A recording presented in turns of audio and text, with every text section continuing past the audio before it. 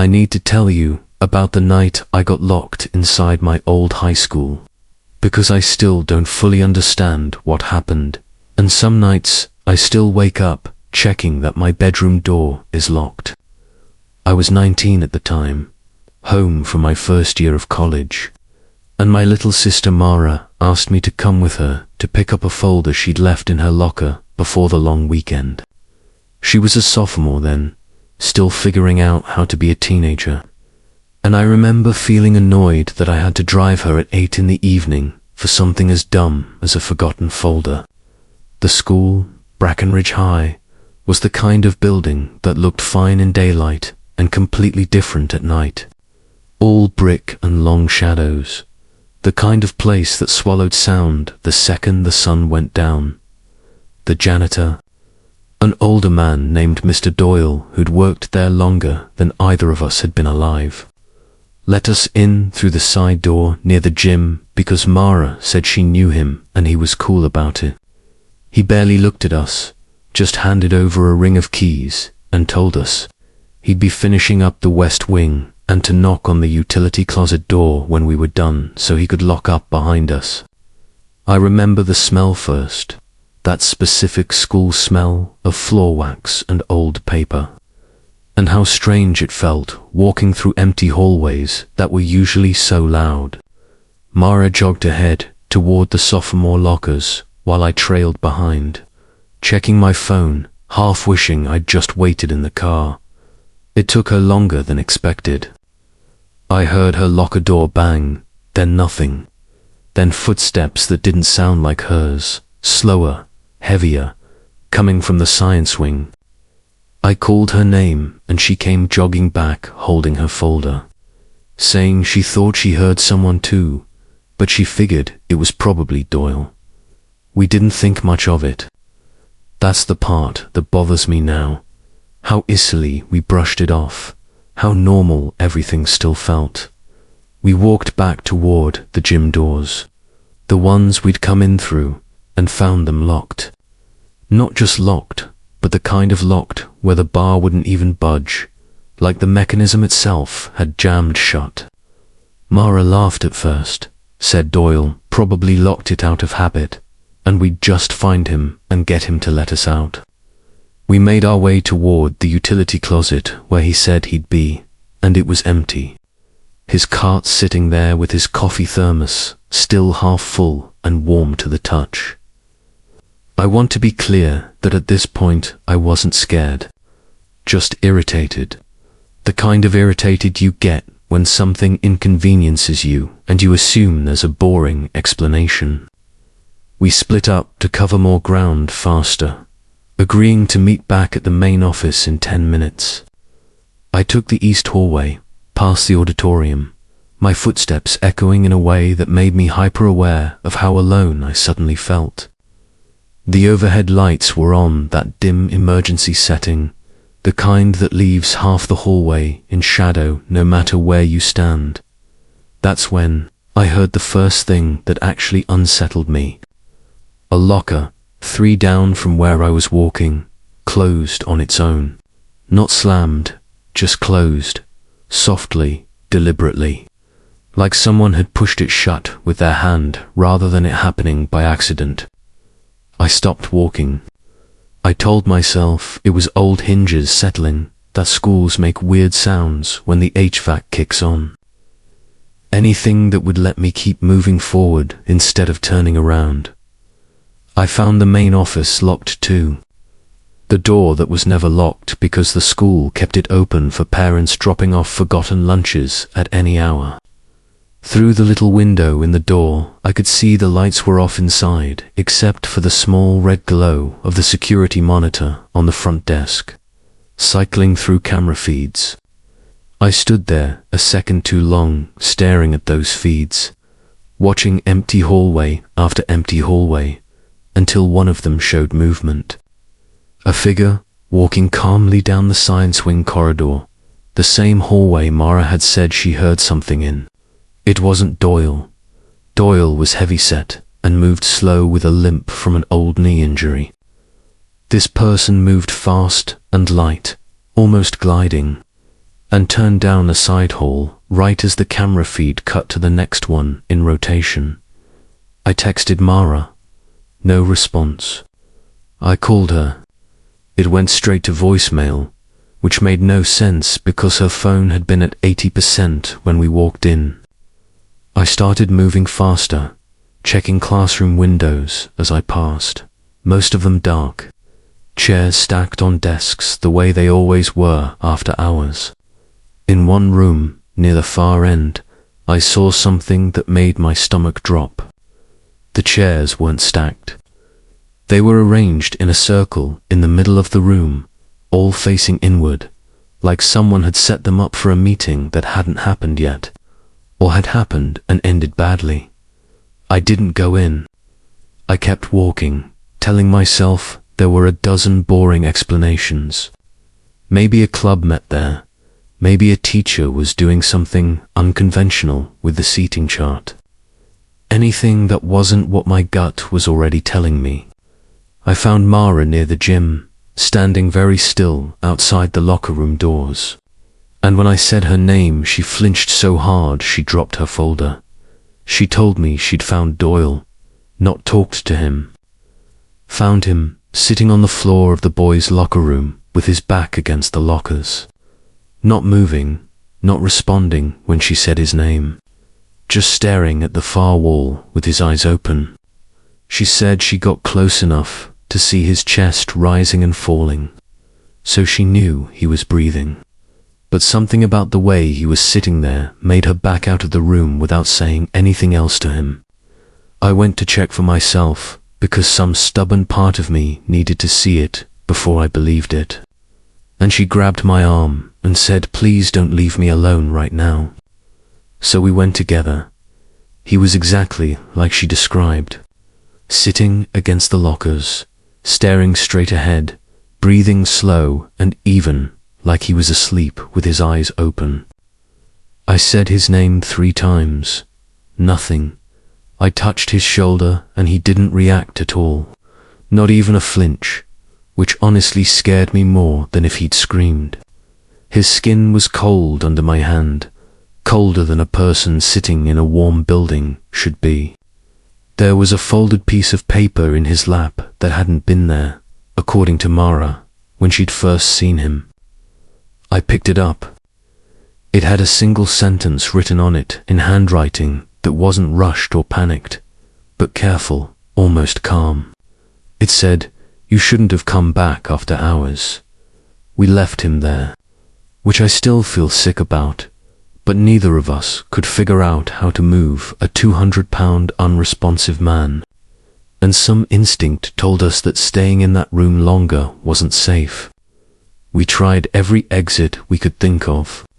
The gym doors, the cafeteria doors, the doors by the auditorium. All of them locked the same impossible way, deadbolted from some mechanism we couldn't see or override. The fire exits had those push bars that are supposed to always open from the inside, no matter what. And even those didn't budge, like something heavy was braced against them from the other side. Except when I looked through the narrow windows next to them, there was nothing there. Just the parking lot, empty. Our car sitting under a flickering light, like it belonged to a different world than the one we were trapped in.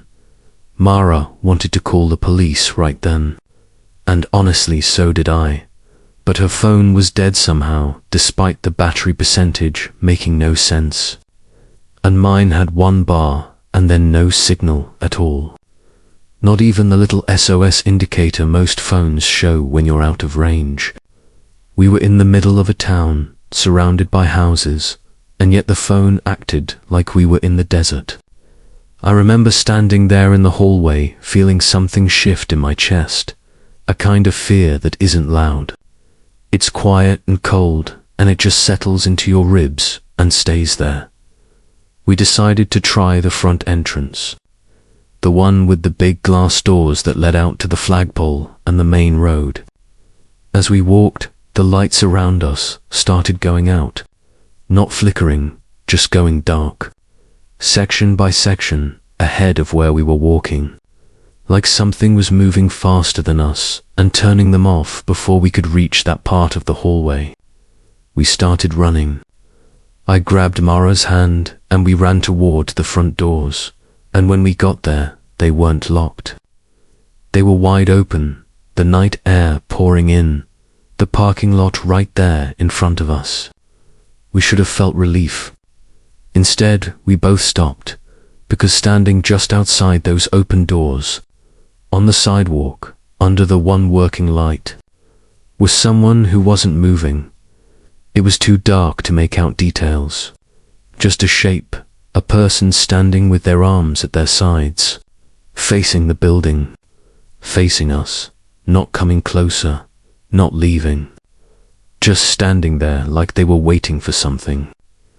I called out, asked if they were okay, if they could help us, and they didn't answer. They just tilted their heads slightly, the way you'd tilt your head if you were curious about something. And I felt Mara's grip on my hand tighten hard enough to hurt. We backed away from the open doors, which I know sounds insane, walking away from the exit right in front of us. But every part of my body was screaming that going through those doors, while that thing stood there, was worse than staying inside. We retreated down a side hallway and found a classroom that still had a working lock on the inside. An old room used for storage now, filled with broken desks and boxes of textbooks nobody used anymore.